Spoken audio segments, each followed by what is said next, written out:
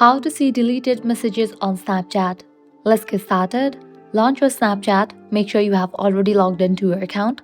Now navigate to the profile page. Then click on the settings icon.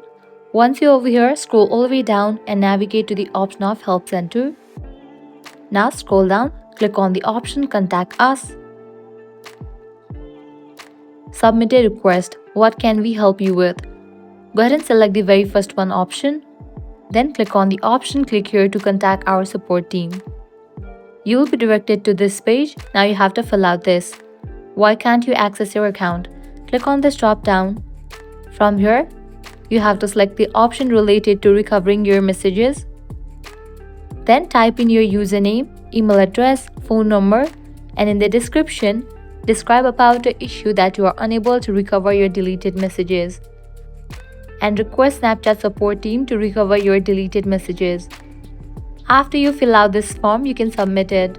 With that, Snapchat support team will consider the request. And if the message can be recovered, your messages will be recovered.